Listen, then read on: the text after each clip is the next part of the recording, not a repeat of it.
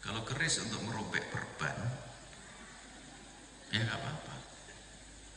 Gunting untuk menggunting perban, nggak apa-apa. Bambu untuk mempertemukan tulang patah, nggak apa-apa.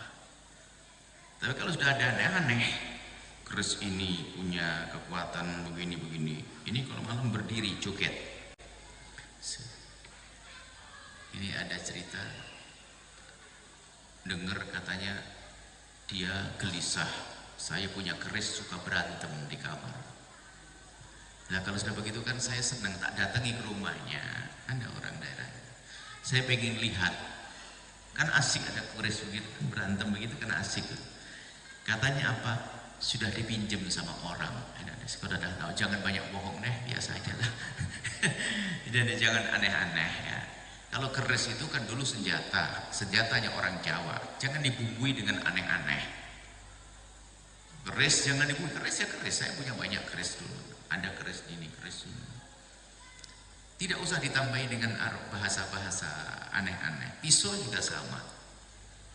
Pusaka itu artinya senjata untuk berperang, tanpa harus meyakini yang macam-macam.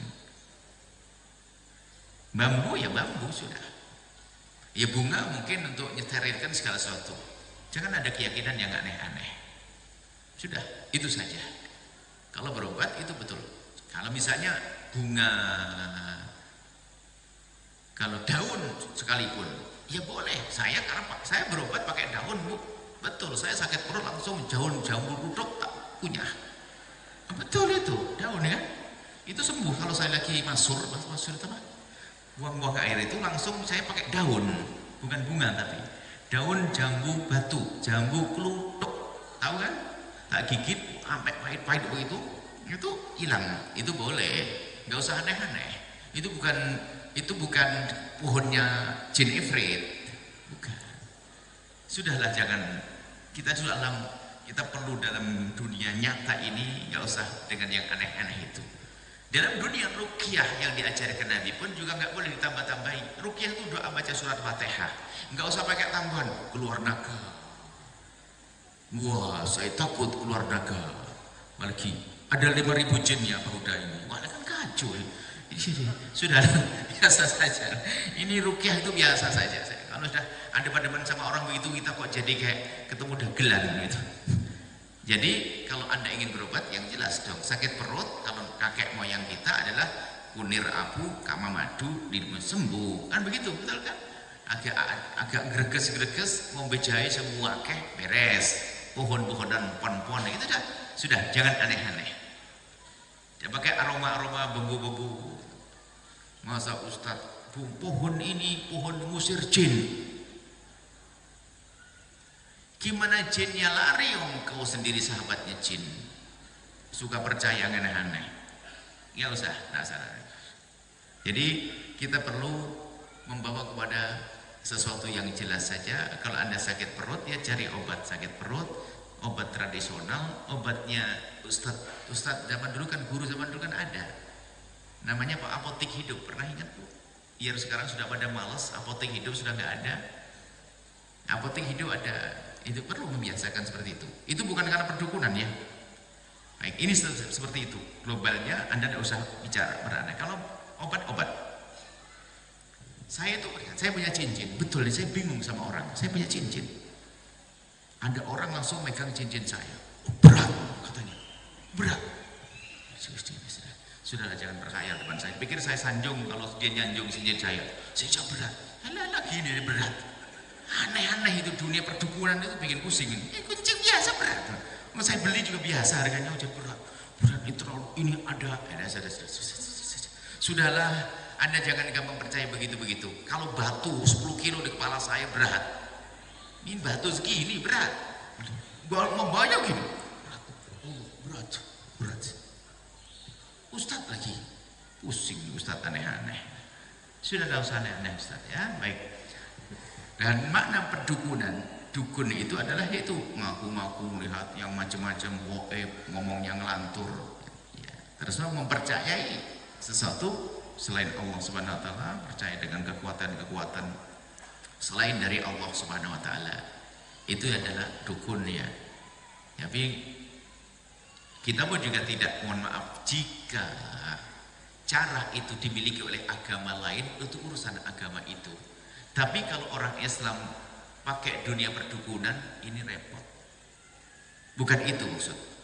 Bukan, mohon maaf, mungkin ada agama Hindu, saudara-saudara kami dari agama Hindu, mungkin Anda punya ritual-ritual tertentu di dalam penyembuhan, itu urusan Anda. Kami hanya bicara di wilayah ranah kaum muslimin. Anda pun juga boleh kok, wahai orang Hindu, tidak percaya dengan ruqyah yang diajarkan oleh orang Islam, itu sah kok. Dan itu bukan Anda mencaci kami. Maka waktu kami ngomongin dukun begini, itu hanya dalam wilayah kaum muslimin. Orang Islam kok percaya sama begitu-begituan, dunia perdukunan dan sebagainya. Ini enggak, Masya Allah, jadi hati-hati ya. Maka dunia-dunia perdukunan dalam Islam itu harus diwaspadai. Jangan sampai kita tiba-tiba hilang iman, keropos iman gara-gara kita perdukunan. Sekarang banyak ya, dukun nyamar jadi ustadz juga banyak kan, repot. Pakai jubah begini sudah langsung ngelantur sana sini, itu bahaya.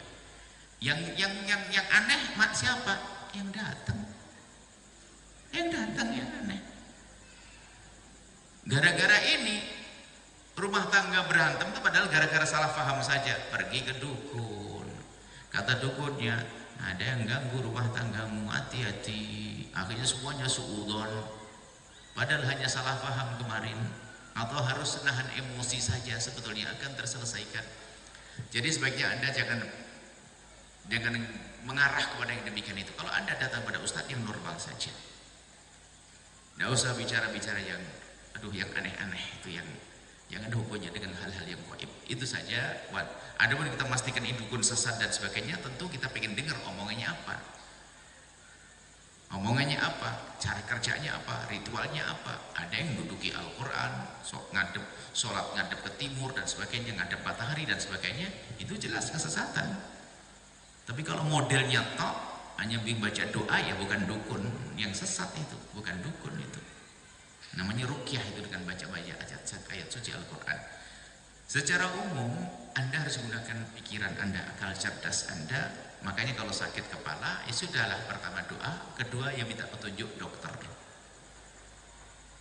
Dokter itu ahli dzikir. Atau kebiasaan orang tua kita, kalau sakit kepala, ya sudahlah, nanti kamu minum kopi atau dipijitin, ya sudah, lakukan itu. Tapi jangan kamu percaya, aduh kena sihir, saya pergi ke rumah sakit, kata dokter gak ada penyakitnya. Ya alhamdulillah gak ada penyakitnya. Kok tambah bingung, aneh banget kan. Kadang-kadang sudah ada bunga jatuh depan rumah saja, waduh ada bunga, jangan-jangan padahal itu orang jualan bunga tadi kena truk itu terus lompat begitu terbang bunganya. Jangan gampang suudon sama orang, dunia gaib begitu, itu berusaha hati, suudon sama orang. Ini saja insya Allah, semoga Allah menjauhkan kita dari dunia perdukunan. Mohon maaf, agama lain, kami punya sahabat-sahabat dari agama Hindu dan agama Buddha. Jika ritual ini ada dalam agama Anda, kami tidak membahas ini dalam agama Anda. Seperti kalau Anda mengingkari ruqyah dalam Islam, itu urusan Anda, dan kami pun tidak boleh marah. Tapi di saat kami mengingkari ritual perdukunan yang dilarang dalam Islam, itu bukan berarti kami mencaci agama Anda, wahai saudara-saudara kami dari agama yang berbeda. Kami dalam ranah keluarga kami, ini agar adil ya, karena kadang-kadang ini untuk sebagian orang dijadikan alasan untuk membuat permusuhan di antara kita. Ini saja, wallahu a'lam bishawab. Jangan lupa berselawat kepada baginda Nabi Muhammad sallallahu alaihi wa alihi wasallam.